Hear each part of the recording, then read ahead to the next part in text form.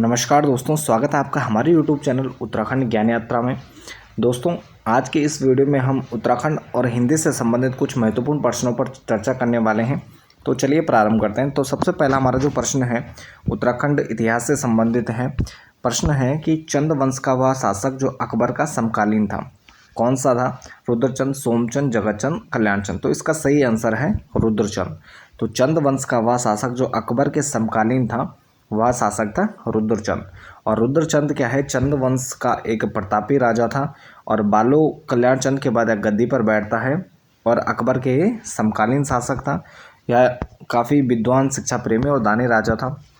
रुद्रचंद की अगर हम बात करें तो इसके समय यहाँ पर कुमाऊं के क्षेत्र में काफ़ी महत्वपूर्ण यह काल माना जाता है और रुद्रचंद के ही द्वारा तराई के क्षेत्र में यहाँ पर रुद्रपुर, जो कि उधम सिंह नगर जनपद में स्थित है, तो रुद्रपुर नगर की स्थापना की जाती है।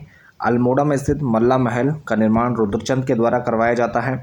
रुद्रपुर में अटारा देवी मेले की शुरुआत भी की जाती है। सामाजिक व्यवस्था में भी रुद्रचंद के द्वारा कई बदलाव किए जाते हैं, जिसमें सामाजिक व्यवस्था से संबंधित यहाँ पर पुस्तकें भी रुद्रचंद के द्वारा लिखवाई जाती हैं।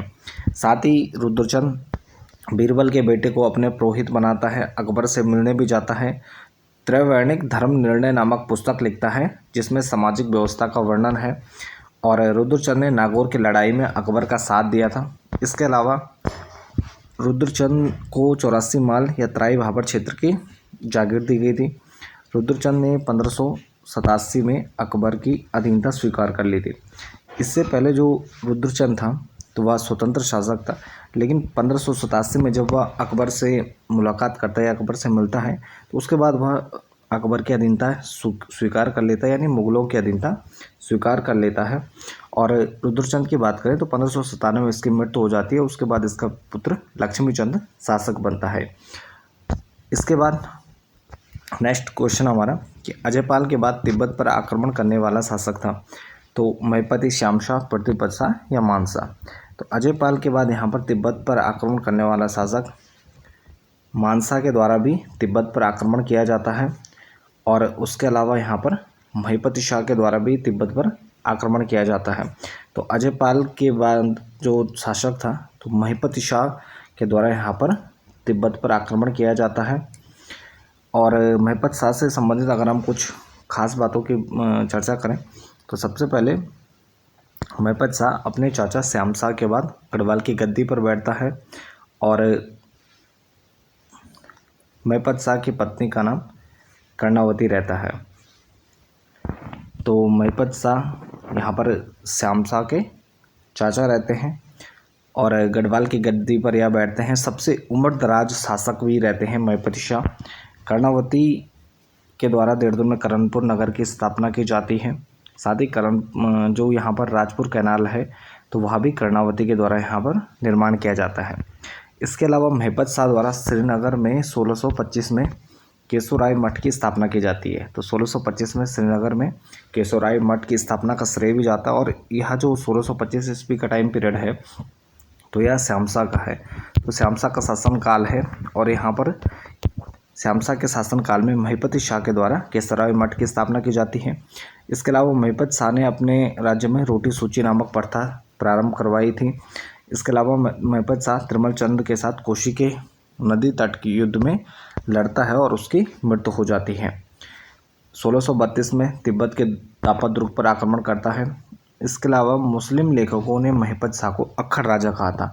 तो महिपति शाह को यहाँ पर शाहजहाँ के जब राज्याभिषेक हो रहा होता है तब उसे आमंत्रित किया जाता है, लेकिन जब वो नहीं जाता है तो उसके कारण इसको अक्खड़ राजा की संज्ञा दी जाती है, जो मुगल लेखक थे। इसके अलावा मोलाराम ने महिपति शाह को महाप्रचंड भुजदंड भी कहा है।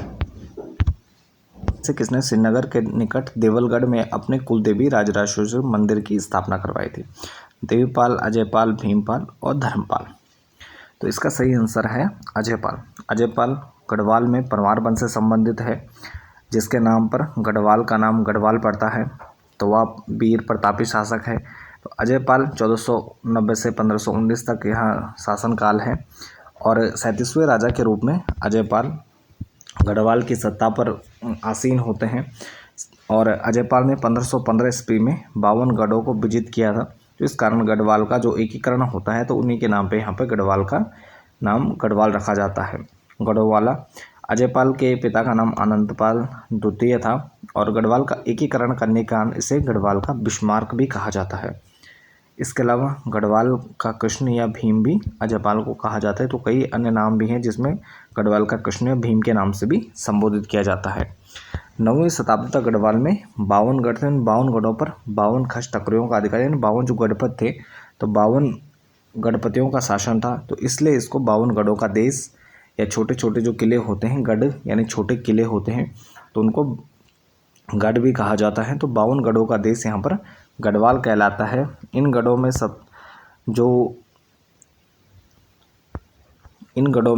चांदपुर गढ़ था।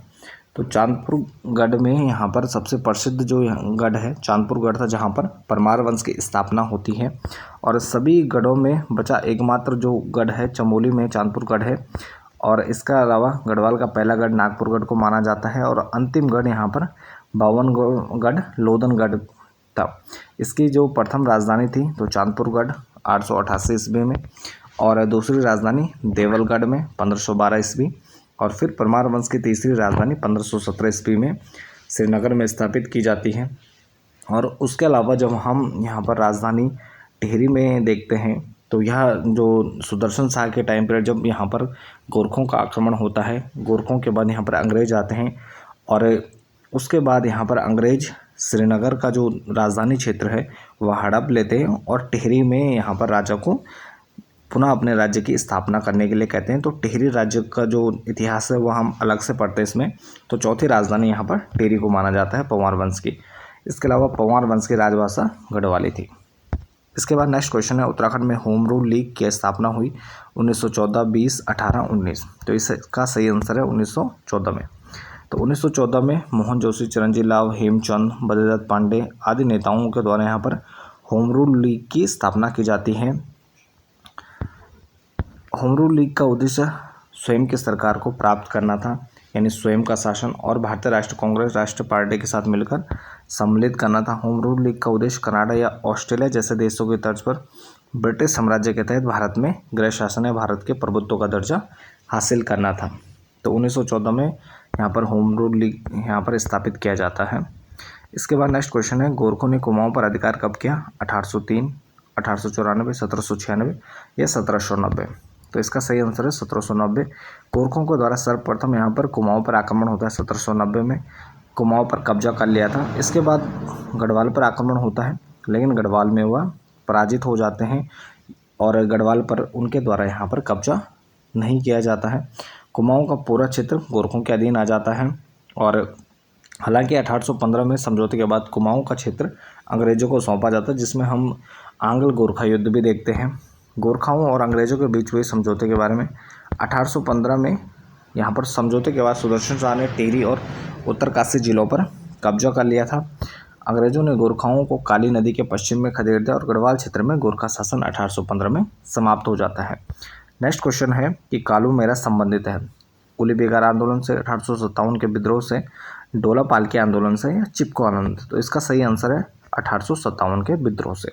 तो कालू मेहरा उत्तराखंड के प्रथम स्वतंत्रता सेनानी भी कहे जाते हैं और इनके द्वारा कालू सिंह जो मेहरा थे इन या बिशुंग पट्टी के ठाकुर थे, तो इनके द्वारा यहाँ पर जो भारतीय स्वतंत्रता संग्राम था 1857 उसमें भाग लिया जाता है और इनके द्वारा एक जो तो संगठन भी बनाया जाता है। तो काफ़ी महत्वपूर्ण व्यक्ति हैं। जब हम उत्तराखंड में स्वतंत्रता आंदोलन की बात करते हैं तो काफ़ी महत्वपूर्ण हो जाते हैं। इनका जन्म 1831 में लोहघाट के पास बिशुड़ गांव में हुआ था और कालू सिंह की शौर्य और वीरता के किस्से आज भी चंपावत में सुनाए जाते हैं। 2009 में कालू सिंह मेहरा की प्रतिमा स्थापित की गई थी और अंग्रेजों ने कालू सिंह मेहरा से समझौते करने का प्रस्ताव भी रखा था। कालू सिंह मेहरा उत्तराखंड कुमाऊं क्षेत्र के नायक के रूप में पूजनीय है। इसके बाद नेक्स्ट क्वेश्चन हमारे हिंदी से संबंधित है। उर्दू किस भाषा का शब्द है? तुर्की, फारसी, अरबी या कोई नहीं? तो उर्दू तुर्की भाषा का शब्द है। नेक्स्ट क्वेश्चन है, निम्न में से स्त्रीलिंग शब्द है संविधान, परिवेश, परिवहन या गवेषणा।